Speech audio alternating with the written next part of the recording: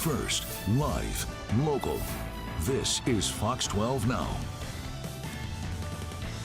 Hello everyone, welcome back to Fox 12 Now. I'm Greg Nibbler. As always, we appreciate you joining us. We are live streaming here out of the Fox 12 Oregon newsroom, and I say that every time because maybe this is your first time watching. If so, you can catch all of our segments on the Fox 12 Oregon YouTube channel at kptv.com, under the Fox 12 Now tab, and of course on the Fox 12 Oregon apps. All ways that you can watch these segments, whether it's live or after the fact, and we get to have a lot of wide-ranging conversations and things that we cover here. Today, though, we're talking about the Dandy Warhols. Yes, the Dandy Warhols, the Portland band that's been around for 30 years.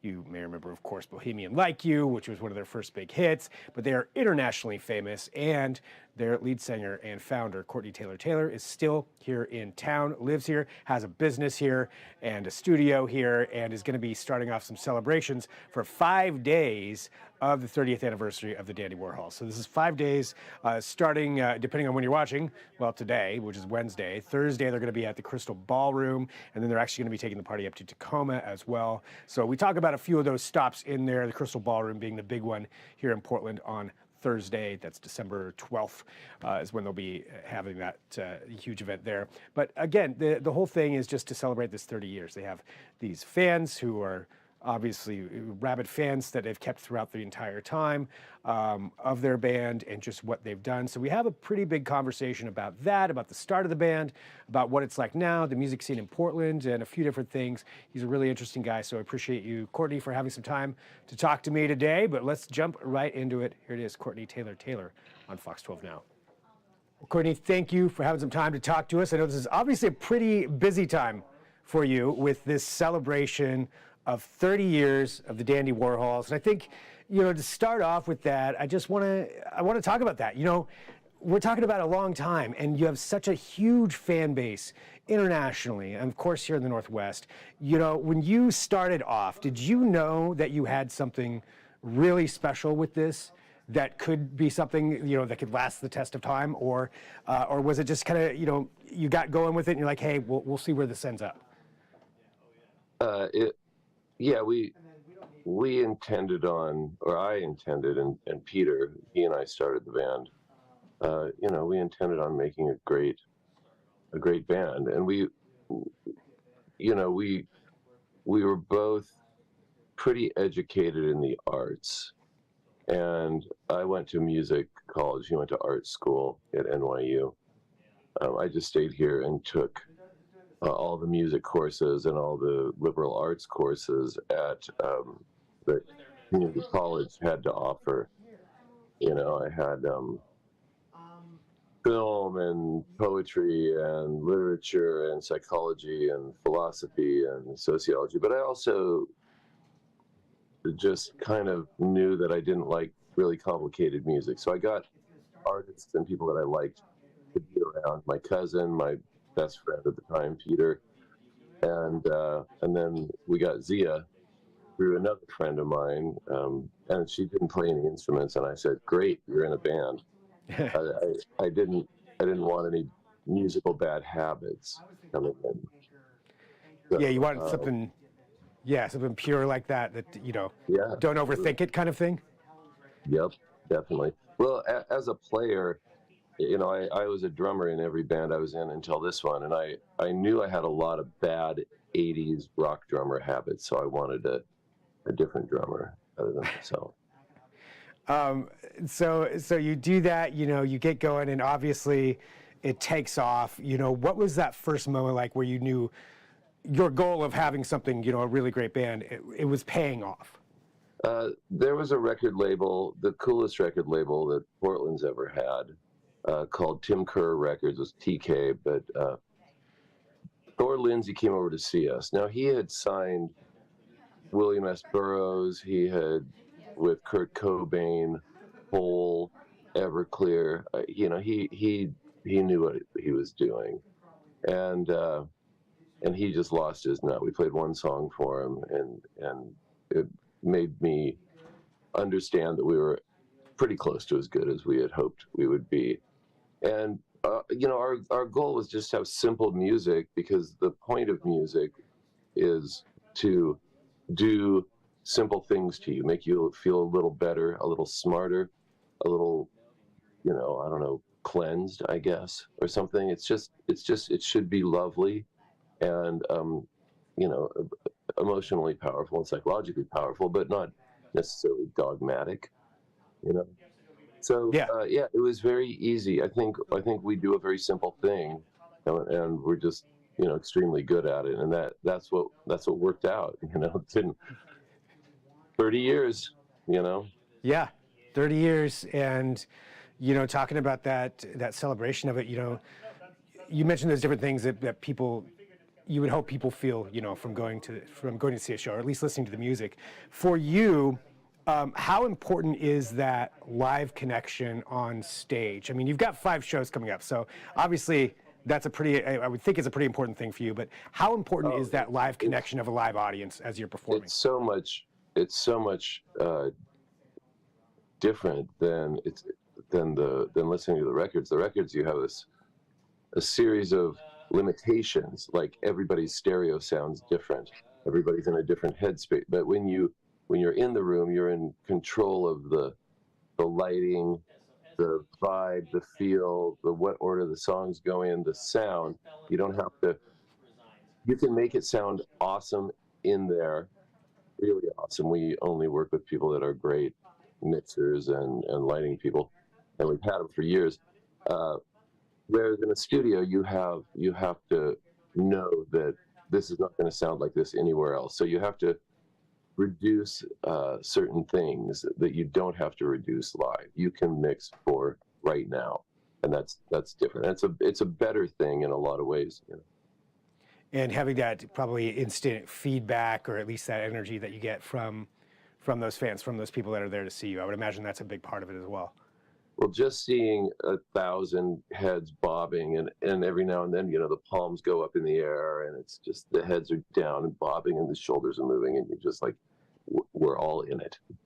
Well, it's great. I mean, we've had, people from Robert Smith to obviously David Bowie, the most famous fan of ours. We probably played, well, between David and the Stones, we probably played 50 shows with those guys, and they came to our shows, and we've worked in the studio with David, and we've hung out with all these great artists that we got to meet because they wanted to meet us. They loved our band, and so that I think that they were showing up at our live gigs and then hanging out afterwards and stuff says something about how good we are and how different we are than other bands.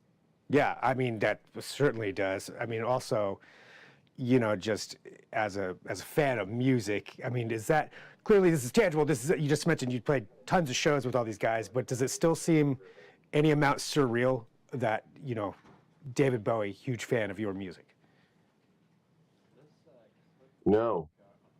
No. I mean, once you know Robert Smith a little bit or Tom Petty a little bit, it's like, oh, they're just people. Yeah. They're just special people. They're just people. Right. Well, again, talking about that testament of what you created here and in 30 years. When you look at Portland, let's talk about Portland specifically, and you being here, starting here. Obviously, you have business here, recording studio here.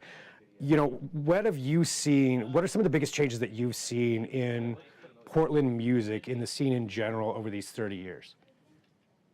Well, there's really not a strong live music scene. You used to walk down the street. You couldn't throw a rock without hitting a live music venue. And now there's only a handful left, and they're struggling for survival. We've got the problem with the big company moving in, and they're going to take a bunch of business away from private club owners, and I think a lot of that was the demise of MTV.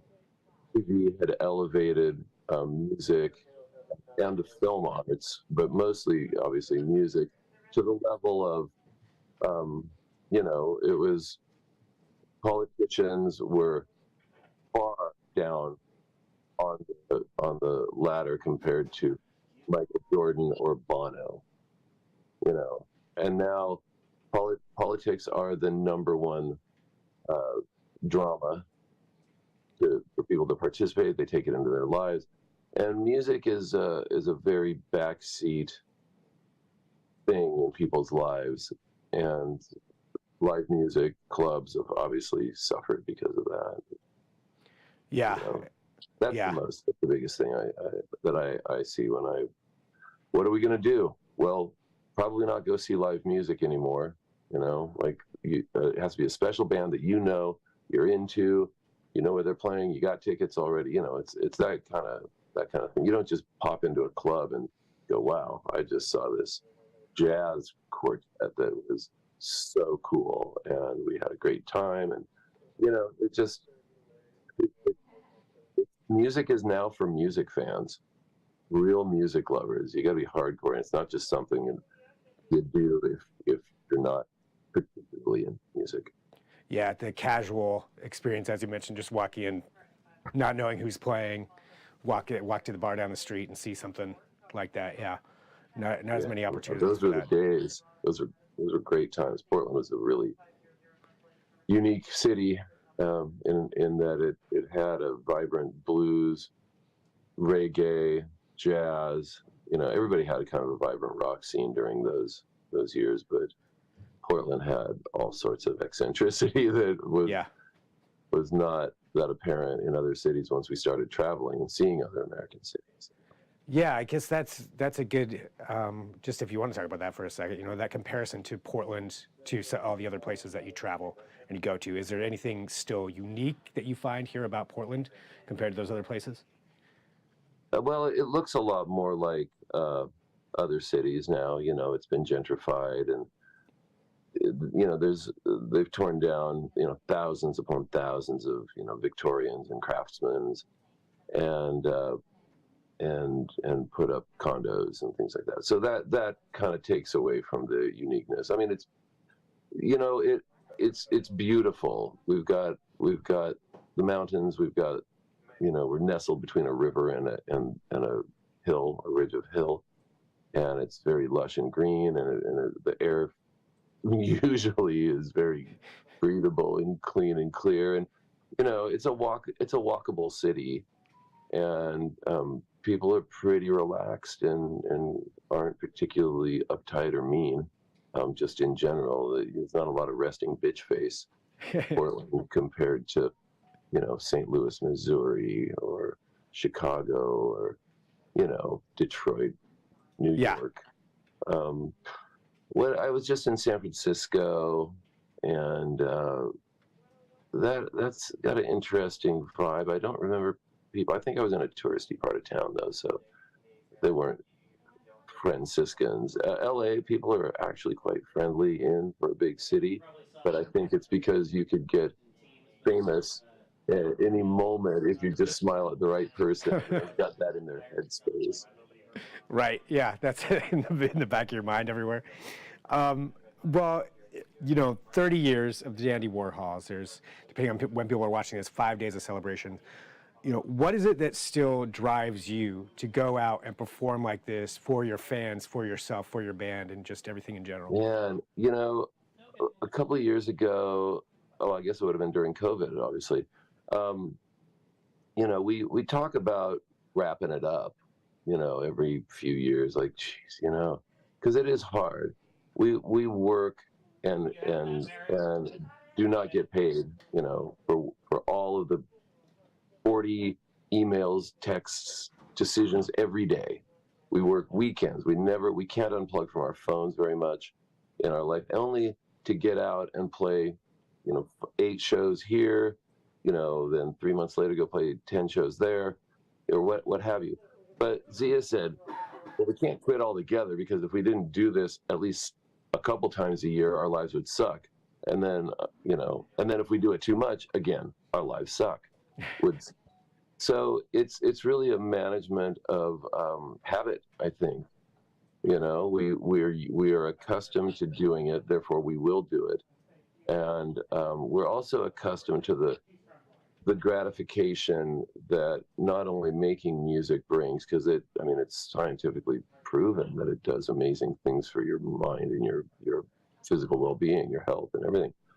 But getting out on tour, the calls and the emails dry up, and you can go hours without looking at your phone, and there is a freedom to the lifestyle of being on tour, where you really are ageless again. You know, you are the same person you were when you were, 28 doing this. Still that same sense of wonder and that same sense of freedom of going out on stage, and there's people that are gonna be there, as you mentioned, and some hands in the air, 1,000 heads bobbing up and down, all of that. And walking around a city and not having to look at your phone and rush around and, oh, I forgot I was going to do this. I have to do it. All of that goes away. We only do short tours. We do a week or maybe 2 weeks, tops. And you can get away. I mean, you got an avalanche of just crap descends on you when you get home. I mean, everything you have neglected or postponed, it comes crashing down. But it's, at the end of the day, I think we all obviously still feel that it's worth it. Part of the cycle of doing that, and as you mentioned, this is what you do. For everybody out there, for everybody out there who is wanting to attend one of these 5 shows that are coming up, or these different things that you have going on, what can they expect here for this 30th anniversary celebration? Well, we've got the Thursday Crystal Ballroom, and that'll be, obviously it's such a gorgeous room. It lends itself to, a vibe and a feeling of ageless beauty, and it's a temple of music, and it has been for 100 years. So there's that. That's a great one. And then we've only got that left, and Tacoma. Everything else has been sold out. And Tacoma, we're going up, and I don't know, that might be sold out because it's not that big a place, but it's the Spanish Ballroom, which is apparently just amazingly cool, and the building is cool, and it's got the Spanish bar, and it's tapas and stuff like that. So, and the McMenamins, they own it, and they've done such amazing interiors for the entirety of their 50-plus year career doing this, the McMenamin brothers. Yeah, they're a gem. Yeah, and another, again, Northwest staple and local. I guess, one of my final questions here is just be, what would you say to all those fans that are coming out and still supporting you here 30 years later? How does that feel, having all of these people still so into this thing that you've created, you and your band? It's amazing. We're so pleased and fortunate, and we tend to be fairly accessible to our crowd, because they are if you're into our music is so specific to us and kind of our emotional and psychological trip, that they tend to be people we really like. We just did Pink live session, had 100 people we talked to afterwards. We were there for quite a while. They were just all so cool and interesting, and whatever age, young and just starting out their life, and I don't know what I'm going to do with my life or whatever. I'm just having a good time, or whether they're 79 and like, I don't know what I'm going to do with the rest of my life. Don't know how many. They all just seem to be, neat and charming for us, at least. Maybe they were just on their best behavior, but at least they have a best behavior. That's good. Well, obviously, as we mentioned, people can come out to these shows, the ones that aren't sold out, so they can take a look there and make sure they can get down there to those. But just in general, the Crystal is for local Portland. That's the one, and that's Thursday. Crystal Ballroom on Thursday, so people can get their tickets to go see you and the band and everybody perform and celebrate, this 30 years of what you've done. And I'll skip. I mean, there's the whole talking about you being a business owner, but we can do that another time. But Courtney, I want to say thank you, for having some time to talk to us too, and just appreciate what you've done and being still here too. I think that means a lot that you're here in Portland. I'm sure there's a million different places you could go to, or that you could be at, but still here supporting Portland, you know, and Yeah, I supporting the love it. people. My family's been here since shortly after the Civil War. I have deep roots here. This is my city. I don't think I could live anywhere else and truly be happy or, comfortable in my own skin, as it were. That's awesome. Well, thank you for having some time to talk to me today. I really appreciate it. And really appreciate, your being interested and giving us a little publicity. Oh, absolutely. Yeah. I mean, like I mentioned for everybody, get your tickets to the Crystal Ballroom or Tacoma if it's not sold out already. I haven't been to that ballroom either, but I have heard it is really awesome up there. And yeah, man, thanks for having some time to talk to us today. I really appreciate it. Thanks, Greg. All right, Courtney Taylor-Taylor right here on Fox 12 now. So thanks to him and his team for having some time to talk to us. And again, those shows are coming up to celebration of 30 years of rock music, all based here out of Portland. So pretty cool to see that. And if you have any questions or comments, feel free to send us an email, fox12now@kptv.com. That's fox12now@kptv.com.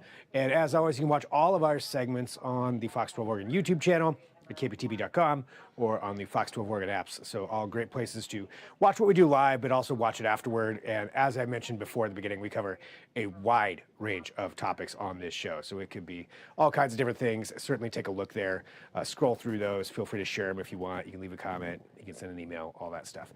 But thanks for joining us. I do appreciate it. We'll sign off right now. I'll talk to you soon. I'm Greg Nibbler. This is Fox 12 Now.